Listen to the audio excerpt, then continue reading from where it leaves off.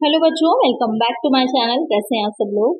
आप लोग का जो यूपी पीजीटी कॉमर्स के प्रीवियस ईयर 2021 में जो पेपर हुआ था उसके क्वेश्चंस हम लोग सॉल्व कर रहे थे। इससे पहले भी 60 क्वेश्चंस मैं सॉल्व करवा चुकी हूँ उस पेपर के। अब आगे हम 61 आज सॉल्व करेंगे।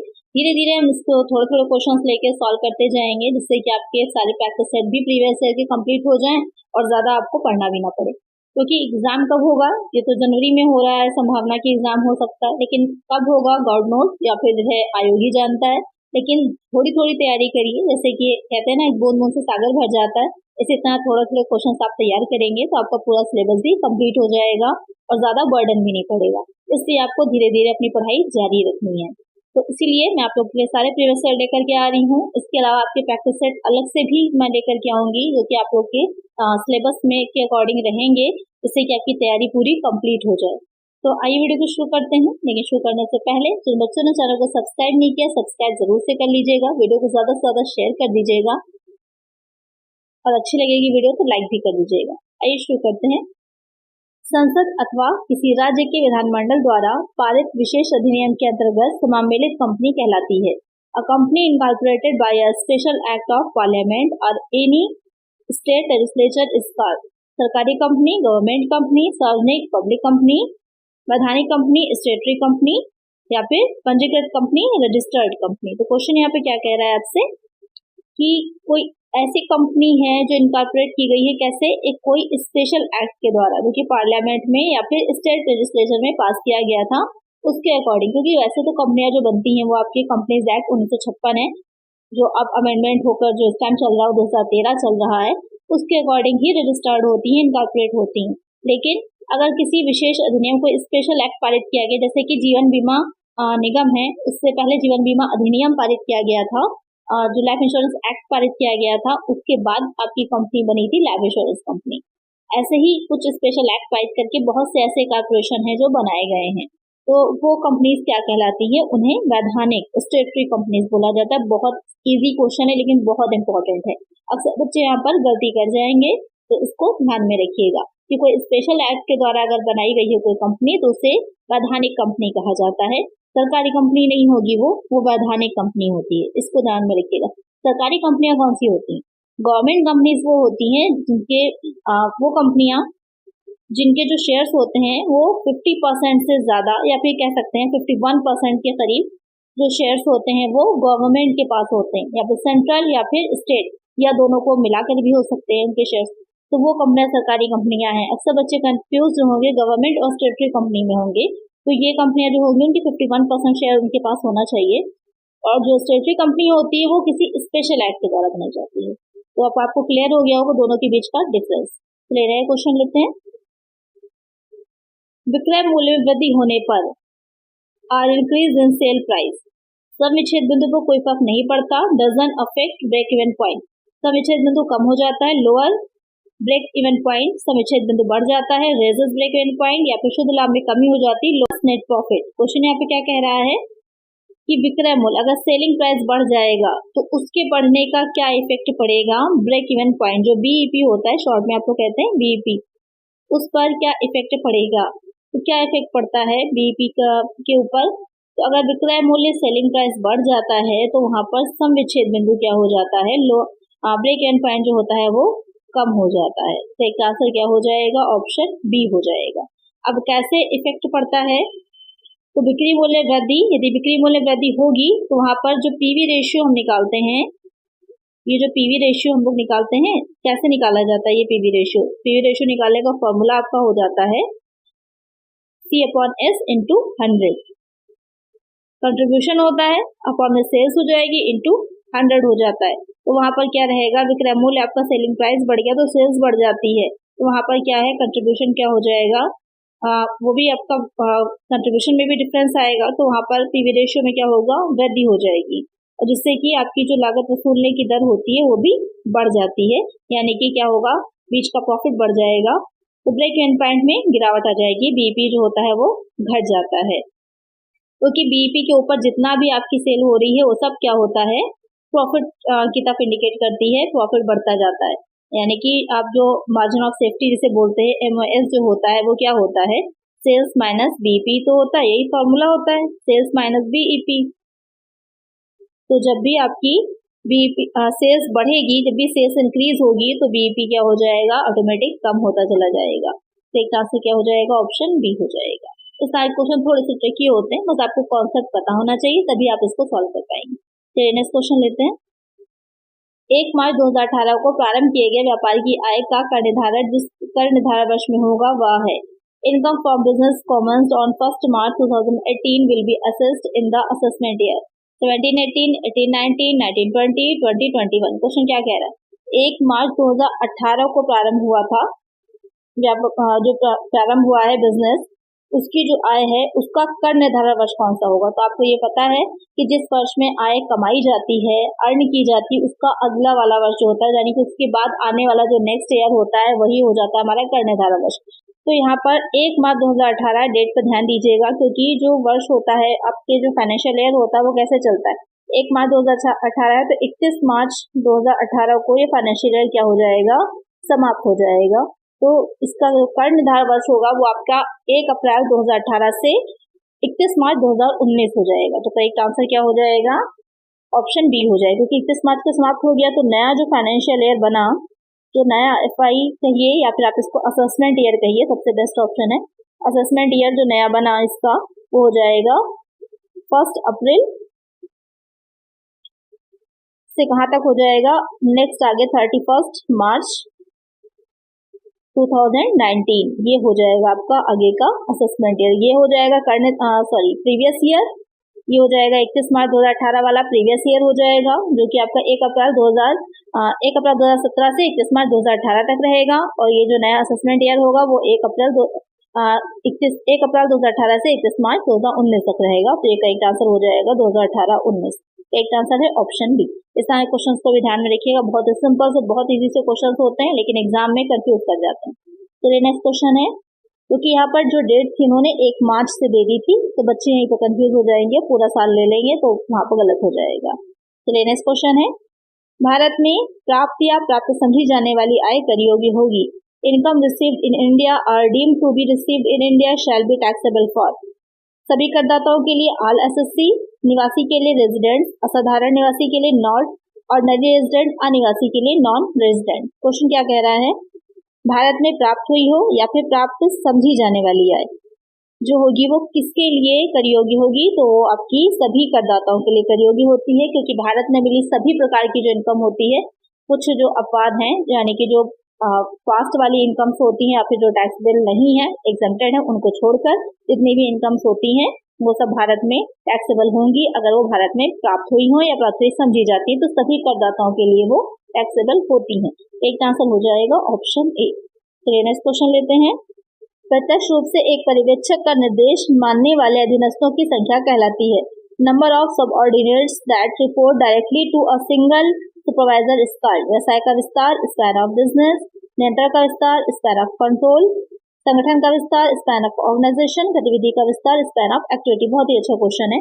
क्या कह रहा है क्वेश्चन आपसे कि प्रत्यक्ष रूप से एक पर्यवेक्षक का निर्देश मानने वाली, यानी कि कोई एक सुपरवाइजर है, उस सुपरवाइजर के अंडर में, एक सिंगल सुपरवाइजर के अंडर में कितने नंबर ऑफ सब ऑर्डिनेट्स हैं जो आ रहे हैं, जिनको डायरेक्टली रिपोर्ट करना है उस सुपरवाइजर को, तो वो क्या कहलाता है, उसे नियंत्रण का विस्तार कहते हैं, स्पैन ऑफ कंट्रोल कहते हैं। इसमें ये चीज रहती है, इसका कॉन्सेप्ट मेनली यही है कि उतने ही किसी व्यक्ति के अंडर में और व्यक्ति होने चाहिए, सबऑर्डिनेट्स होने चाहिए, जिनको कि वो आसानी से कंट्रोल कर सके और डायरेक्ट कर सके। तो यहाँ पर स्पैन ऑफ कंट्रोल का ये एक नियंत्रण का विस्तार का एक सिद्धांत है, जो कि आपके हेनरी फोल ने जो 14 प्रिंसिपल दिए थे, 14 सूत्री सिद्धांत दिए थे, उनमें से एक है। तो एक आंसर है यहाँ पर ऑप्शन बी। चलिए नेक्स्ट क्वेश्चन है, ऋण क्षमता अनुपात एक परीक्षण है। डेब्ट equity ratio is a test of. लाभदायकता का, प्रॉफिटेबिलिटी, शोध क्षमता का, सॉल्वेंसी, तरलता का, लिक्विडिटी, प्रबंधकीय कार्यकुशलता का, मैनेजरियल एफिशिएंसी। क्वेश्चन क्या कह रहा है कि डेब्ट इक्विटी रेशियो जो होता है वो किस चीज का टेस्ट है। ये क्वेश्चन ऐसा है जो बहुत घूमता है, ये जितने भी पीजीटी के एग्जाम्स होते हैं उसमें ये क्वेश्चन बहुत पूछा जाता है। कभी कभी न्यूमेरिकल बना के दे देते हैं, कभी यहाँ पर फॉर्मूला पूछ लेते हैं, कभी आपसे डायरेक्टली पूछते हैं किस तरह का ये परीक्षण होता है। तो किस तरह का है ये हो जाता है शोधन क्षमता का। सॉल्वेंसी, शोध क्षमता नहीं है, यहाँ पर शोधन क्षमता होगा। सॉल्वेंसी रेशियोज होते हैं ये, कि किसी व्यक्ति ने जो ऋण लिया है उसकी कितनी क्षमता है उस ऋण को चुकाने की, या उसका जो इंटरेस्ट वो दे रहा है उसकी। तो करेक्ट आंसर क्या हो जाएगा? ऑप्शन बी हो जाएगा। तो नेक्स्ट क्वेश्चन लेते हैं। किसी कंपनी द्वारा प्रतिभूति प्रीमियम का उपयोग किया जा सकता है। Securities premium can be use by a company for अपने सदस्यों को पूर्वज बोनस अंश निर्मित करने के लिए, issuing fully paid bonus shares to its members, तो अधिकार अंशों के शोधन के लिए, रिडेम्पशन ऑफ प्रेफरेंस शेयर्स, अंशों पर लाभांश भुगतान करने के लिए, payment of dividend on shares, इनमें से कोई नहीं, नन ऑफ दिस। क्वेश्चन क्या कह रहा है कि जो कोई कंपनी है और उसको जो सिक्योरिटी प्रीमियम है वो उसका यूज वो कैसे कर सकती है। तो सबसे पहले तो ये समझ लीजिए सिक्योरिटी प्रीमियम क्या होता है कि कोई अंश अगर 10 रुपए का है उसे आप 12 रुपए में इशू कर रहे हैं, तो ये जो 2 रुपए का डिफरेंस आ रहा है, ये डिफरेंस क्या हो जाएगा? इसे ही सिक्योरिटी प्रीमियम कहा जाता है। तो ये है क्या? क्योंकि कैपिटल जो शेयर्स होते हैं वो आपकी कैपिटल होते हैं, पूंजी होते हैं, तो इस वजह से कैपिटल आइटम होने की वजह से जो सिक्योरिटी प्रीमियम होता है उससे जो इनकम हो रही है वो भी आपकी क्या हो जाती है? कैपिटल नेचर की होती है, पूंजीगत आय होती है, कैपिटल रिसीट कह सकते हैं। तो उसका यूज भी ऐसी ही चीजों में करा जा सकता है जो कि आपकी पूंजीगत होती है, ना कि आयगत में। तो आपको क्लियर हो गया होगा। तो यहाँ पर इसका यूज कर सकते हैं अपने सदस्यों को पूर्वज बोनस अंशों को निर्मित करने के लिए। तो करेक्ट आंसर क्या हो जाएगा? ऑप्शन ए हो जाएगा। बाकी शोधन के लिए या फिर अंशों पर लाभांश भुगतान करना, इन दोनों के लिए ही इसका यूज नहीं किया जाता। चलिए नेक्स्ट क्वेश्चन लेते हैं। 31 मार्च 2019 को कुल देनदार जो थे 25,000 तथा अप्राप्य ऋण 1,000। यदि देनदारों पर छूट की दर 2% तथा अप्राप्य ऋण के लिए प्रावधान की दर 5% हो तो देनदारों पर छूट की राशि होगी। On 31st March 2019, total debtors are rupees 25,000 and bad debt rupees 1,000. So, if rate of discount on debtors is 2% and rate of provision for bad debt is 5%, then the amount discount on debtors will be 456, 475, 480, 500. अच्छा question है, यहाँ पर पूछ रहा है आपसे। Question में एक तब बता दिया कि टोटल उसके डेटर है 25,000 के और उसका बैड डेट है 1,000 का। देनदारों को छूट जो दी गई 2% की दी गई है और जो ऋण नहीं मिल पाएगा उसके लिए प्रोविजन किया गया है 5% का। अब आपको बताना है कि डेटर्स पर छूट की राशि क्या होगी। तो अब इसे हम सॉल्व कैसे करेंगे? सॉल्व करने के लिए जो नया प्रोविजन निकाला जाता है तो वहाँ पर पहले शुद्ध देनदार जो होते हैं वो देखने हैं आपको। तो शुद्ध देनदार यानी कि जो नेट डेटर्स हैं उनको देखने के लिए 25,000 जो आपको क्वेश्चन में गिवन है, 1,000 जो अप्राप्य ऋण है और यहाँ पे ये 1200। अब ये 1200 कहाँ से आया? ये 1200 जो होगा ये 25,000 में से जब आप 1,000 के जो अप्राप्य ऋण है उसको लेस कर दीजिएगा तो आ जाएगा आपका 24,000, 24,000 रिमेनिंग निकल करके आ जाएगा। उस 24,000 में जब आप 5%, क्योंकि क्वेश्चन क्या कह रहा है अप्राप्य ऋण के लिए प्रावधान जो है वो 5% का है, तो वो 5% जो होगा वो आप इसमें से और लेस करेंगे। इसको सॉल्व करेंगे जब तो कितना आ जाएगा? 0 आएगा, 0 आएगा, 2 रिमाइंडर में आएगा, 5 दूनी 10, 2 12। ये 1200 निकल करके आपका इस तरह से आ जाएगा। सबसे ज्यादा कंफ्यूजन जो थी वो इसी में थी, इसीलिए आपका आंसर गलत हो सकता था। अब ये 1200 आ गया। अब इन तीनों को इसमें से लेस कर देंगे। लेस करने के बाद 24,000 तो आ ही गया था लेस करके, उसमें से 1200 और घटा दीजिए, कितना बचेगा? 22,800 बचेगा। अब उस 22,800 पर हमें निकालनी है क्या कि कितनी उनको छूट मिल रही है, डेटर्स को कितनी जो होगी वो डिस्काउंट दिया जा रहा है। तो 22,800 का 2% निकाल देंगे, कितना आ जाएगा? 456, 456। यही हो जाएगा हमारा आंसर। बहुत अच्छा क्वेश्चन है और इस तरह के क्वेश्चन रिपीट भी हो सकते हैं एग्जाम में, आप कंफ्यूज ना हो। इसके लिए इम्पोर्टेंट है इसके कॉन्सेप्ट को समझना कि ये जो निकाले गए हैं 5% के जो प्रावधान प्रोविजन किया गया, सारी कंफ्यूजन यहीं पर होगी। जो अभी आपके टोटल डेटर दे रखे हैं उसमें से जो बैड डेट है उसको लेस कर दीजिएगा, उसी का परसेंट निकाल करके उसके बाद वो भी उसमें से घटा दीजिएगा। जो बचेगा उस पर आपको छूट देनी जो भी क्वेश्चन में आपके दे रखी होगी। करेक्ट आंसर है ऑप्शन ए। आई होप आपकी समझ में आ गया होगा ये कैसे निकाला गया। अगर नहीं आया तो मुझे बताइएगा कमेंट सेक्शन में। अब नेक्स्ट इसका पार्ट आएगा इसका, तो वहाँ पर और अच्छे से मैं दोबारा से इसको समझा दूंगी आप लोग को। चलिए नेक्स्ट क्वेश्चन लेते हैं। सूचकांकों को व्यक्त किया जाता है index numbers are expressed in अनुपात में, रेशियो, प्रतिशत में, परसेंटेज, वर्ग में, स्क्वायर, संयोजन में, कॉम्बिनेशन। तो जो इंडेक्स नंबर होते हैं उनको कैसे शो किया जाता है? तो इंडेक्स नंबर जो होते हैं उनको परसेंटेज में शो किया जाता है। आपको अगर याद हो फिशर का निकालते थे, बाउले का निकालते थे, तो कैसे निकालते थे? या फिर थोक मूल्य में निकालते हैं, तो कैसे निकाले जाते हैं? वो आपके परसेंट में आते हैं। तो इसका आंसर क्या हो जाएगा? ऑप्शन बी हो जाएगा। चलिए नेक्स्ट क्वेश्चन लेते हैं। लेखांकन प्रणाली जो अदत्त व्ययों तथा उपार्जित आयों को लाभ की गणना करने के लिए संज्ञान में नहीं लेती कहलाती है। An accounting system that doesn't take into consideration outstanding expenses and accrued income for computation of profit is called दोहरा लेखा प्रणाली, डबल इंटरेस्ट सिस्टम, उपार्जन आधारित प्रणाली, अक्रूवल बेस्ड सिस्टम, एक कह रहा सिंगल इंटरेस्ट सिस्टम, रोकड़ प्रणाली, कैश सिस्टम। क्वेश्चन क्या कह रहा है कि जो आउटस्टैंडिंग एक्सपेंसेस होते हैं या फिर जो उपार्जित आए हैं यानी कि अक्रूड इनकम्स होती हैं उनको काउंट नहीं किया जाता जब हम प्रॉफिट निकाल रहे होते हैं, तो कौन सी है वो सीधी सी बात है कैश सिस्टम हो जाता है, रोकड़ प्रणाली कि जो कुछ भी नगद में प्राप्त हो गया या भुगतान कर दिया सब उसको ही देखा जाता है, जो हुआ नहीं है या होने वाला है उस पर ध्यान नहीं दिया जाता। तो एक आंसर क्या हो जाएगा, ऑप्शन डी हो जाएगा कि नगद प्रणाली क्या है, ऐसी विधि है जहां भुगतान और प्राप्तियों को उस अवधि के दौरान दर्ज किया जाता है जिसमें वे प्राप्त होते हैं और खर्च उस अवधि में दर्ज किए जाते हैं जिसमें उन्हें वास्तव में भुगतान किया जाता है। यानी कि जब आप पे करेंगे तभी उसको दिखाएंगे, उसी वर्ष के अकाउंट्स में दिखाएंगे, जो पहले के वर्ष है वहां पर आप उसमें नहीं दिखाएंगे। तो करेक्ट आंसर है ऑप्शन डी। नेक्स्ट क्वेश्चन है निम्नलिखित विवरणों से यह मानते हुए की प्रयोग आय की गणना कीजिए कि वह एक असाधारण निवासी है। From the following details calculate the taxable income of A assuming that he is a not ordinary resident. Bharat में प्राप्त 1000 जो कि इंग्लैंड में अर्जित हुए हैं। पिछले कुछ वर्षों की गैर कर लगी हुई विदेशी आय जो कि गत वर्ष भारत लाई हुई है 6000 की। भारत में अर्जित किंतु इंग्लैंड से प्राप्त 2000। अफ्रीका में अर्जित व प्राप्त किंतु भारत लाई गई 10,000 की। क्वेश्चन यहाँ पे क्या आपसे कह रहा है, ये मानना है आपको कि ए जो है वो क्या है, एक नॉट ऑर्डिनरी रेजिडेंट है, असाधारण निवासी है। यानी कि उन्होंने क्लियर बता दिया है कि किस तरह के निवासी हैं, वो असाधारण निवासी हैं।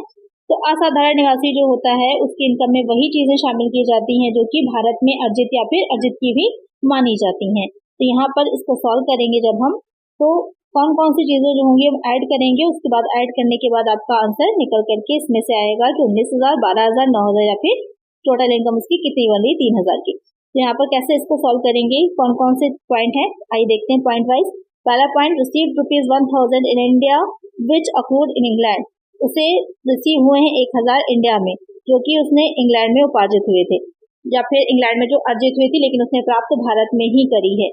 तो अभी आपने पढ़ा था कि वो सारी इनकम जो कि भारत में ही प्राप्त होगी, रिसीव होगी, उस पर सभी करदाताओं को टैक्स देना पड़ता है। तो एक पॉइंट को हम जोड़ेंगे। दूसरा कह रहा है कि 6,000 was untaxed foreign income of some earlier years which was brought of India during previous year.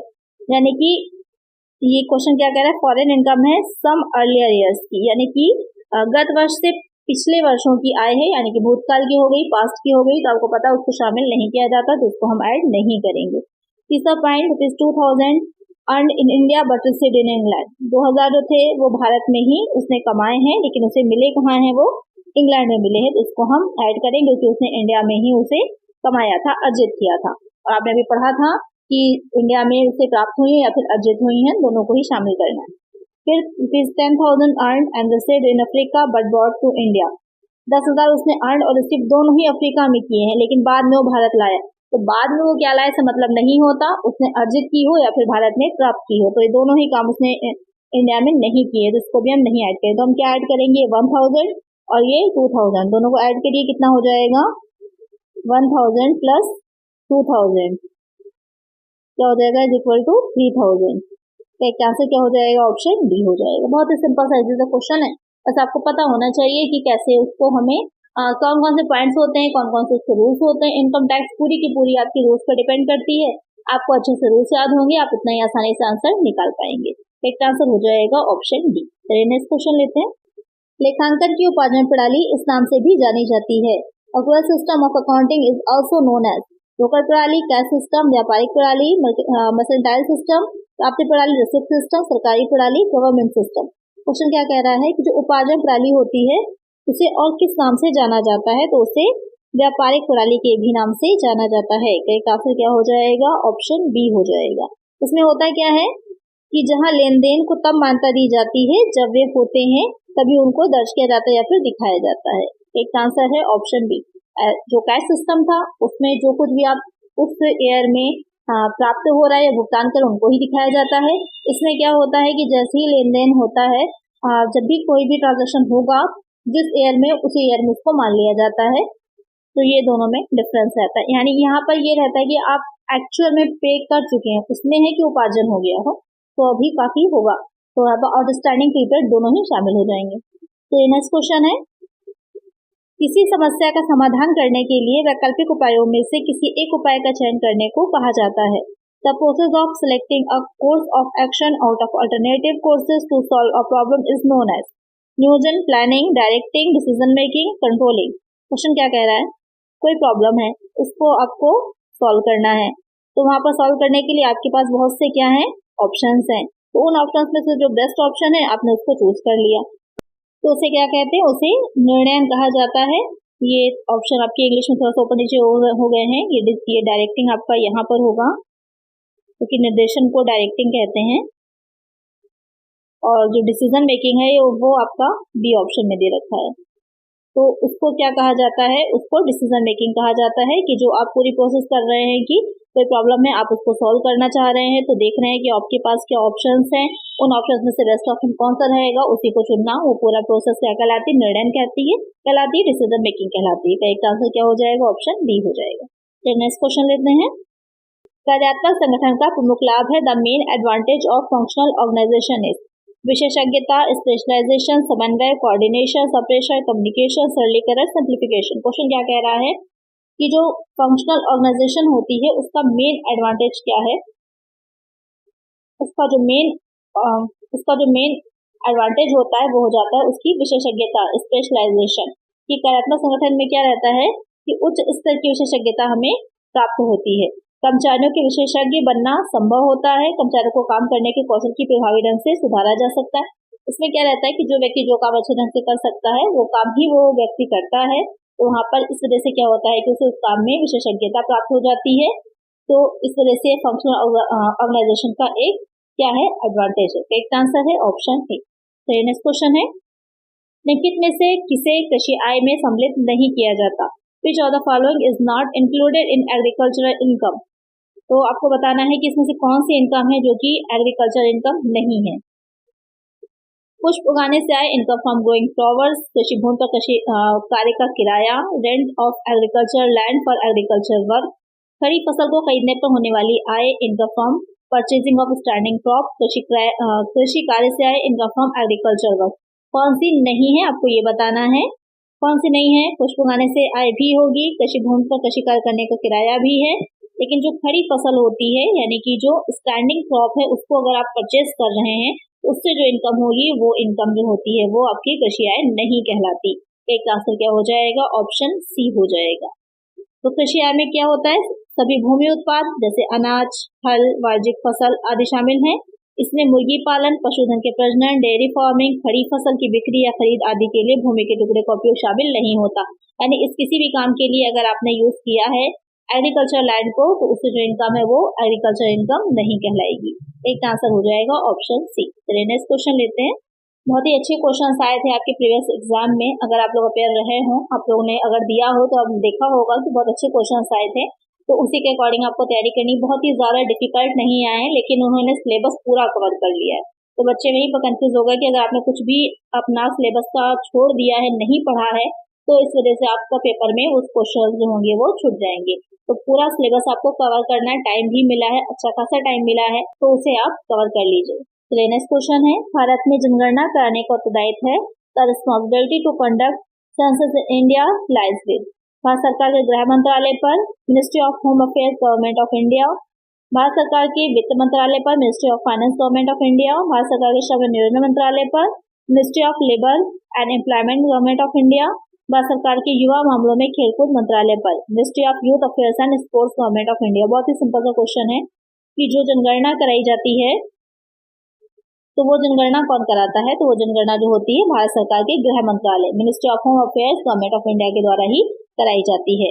और कौन कराता है, ये तो आपका home affairs ministry of home affairs के द्वारा होती है, लेकिन इसके भी तहत कौन करता है, जो महापंजीयक और जनगणना आयुक्त होते हैं भारत के कार्यालय के पास के, वो करवाते हैं। एक आंसर हो जाएगा ऑप्शन ए। तो नेक्स्ट क्वेश्चन है, नेतृत्व की वह शैली जिसमें समूह के सदस्यों को अपना कार्य स्वतंत्रता पूर्वक करने की अनुमति प्रदान की जाती है कहलाती है। A leadership style in which group members are allowed to carry out their work freely is called। निर्बाधवादी शैली फ्री रेन स्टाइल, जनतंत्री डेमोक्रेटिक, निरंकुश ऑटोक्रेटिक, पैथोशैली पैटर्नलिस्टिक। क्वेश्चन क्या कह रहा है कि लीडरशिप है उसकी वो कौन सी स्टाइल है जिसमें जो समूह होता है उसके जो सदस्य होते हैं अपना काम जो होगा वो फ्री होकर के पूरी फ्रीडम के साथ करते हैं, तो वो शैली कौन सी शैली होती है, उसे निर्बाधवादी यानी कि फ्री रेन स्टाइल कहा जाता है। डेमोक्रेटिक नहीं होती, वो निर्बाधवादी होती है। एक आंसर हो जाएगा ऑप्शन ए। अक्सर कंफ्यूजन हो जाती है इन दोनों के बच्चों को, तो यहाँ पर स्वतंत्रता पूर्वक काम करने की जो अनुमति मिल रही है तो वो निर्बाधवादी शैली होती है। एक आंसर है ऑप्शन ए। इसमें होता क्या है, तो इसमें क्या रहेगा, जो नेता होता है, लीडर जो होता है, जो अपने उसके अनुयायी होते हैं उनको पूरी तरह से फ्री छोड़ता है कि वो अपने अकॉर्डिंग निर्णय ले सकते हैं, तो यहाँ पर उसे निर्बाधवादी शैली कहा जाता है। तो नेक्स्ट क्वेश्चन है, सोपान श्रृंखला सिद्धांत का प्रतिपादन किया था scalar chain principle had given by F.W. Taylor, Henry Fayol, Elton Mayo, Max Weber. बहुत ही सिंपल है, किसने किया था, हेनरी फ्योल के जो 14 सिद्धांत थे उन्हीं में से एक सिद्धांत ये आपका है सोपान श्रृंखला सिद्धांत भी। एक आंसर क्या हो जाएगा, ऑप्शन बी हो जाएगा। चलिए नेक्स्ट क्वेश्चन लेते हैं। अभिप्रेरणा का संबंध है मोटिवेशन इज रिलेटेड टू नियोजन से, प्लानिंग, नियंत्रण, कंट्रोलिंग, नेतृत्व लीडरशिप, संगठित करने से, ऑर्गेनाइजिंग। जो मोटिवेशन होता है वो किससे रिलेटेड होता है, तो वो रिलेटेड हो जाता है नेतृत्व से। जो लीडर होता है वही तो मोटिवेट करता है, उसी का काम होता है मोटिवेशन करना, जो भी उसके फॉलोअर्स होते हैं उनको।